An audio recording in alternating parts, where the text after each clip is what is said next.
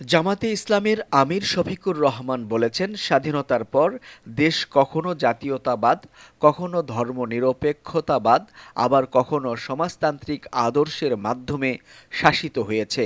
তার মতে, মূলত কোরআন দিয়ে দেশ শাসন না হওয়ার কারণে দেশে ঘুষ, দুর্নীতি, হত্যা, সন্ত্রাস, নৈরাজ্যের অভয়ারণ্যে পরিণত হয়েছে। দেশকে অপশাসন দুঃশাসন মুক্ত করতে হলে দেশকে ইসলামী কল্যাণ রাষ্ট্রে পরিণত করতে হবে। গতকাল মঙ্গলবার রাজধানীতে মিরপুরের কাফরুলে বিশিষ্ট ব্যক্তিদের সম্মানে স্থানীয় জামাত আয়োজিত এক ইফতার মাহফিলে প্রধান অতিথির বক্তব্যে শফিকুর রহমান এসব কথা বলেন। জামাত কোরআন সুন্নাহর ভিত্তিতে দেশে ন্যায় ইনসাফের সমাজ প্রতিষ্ঠার মাধ্যমে দেশকে দুর্নীতি দুঃশাসন মুক্ত করার লক্ষ্যে প্রাণান্তকর প্রচেষ্টা চালিয়ে যাচ্ছে বলে মন্তব্য করেন জামাতের আমির। তিনি বলেন, দেশে এমন লোকের শাসন প্রতিষ্ঠিত হতে হবে যারা আল্লাহকে ভয় পান।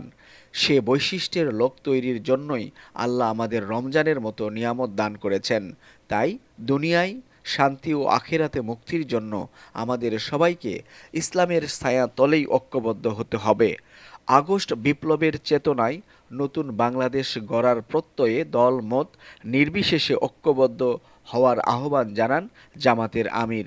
জামাতের কাফরুল থানা আমির রেজাউল করিমের সভাপতিত্বে ও থানা সেক্রেটারি আশিকুর রহমানের পরিচালনায় ইফতার মাহফিলে বিশেষ অতিথি ছিলেন ঢাকা মহানগর উত্তরের নায়েবে আমির আব্দুর রহমান মুসা ও বাংলাদেশ শ্রমিক কল্যাণ ফেডারেশনের কেন্দ্রীয় সহসভাপতি লস্কর মোহাম্মদ তসলিম।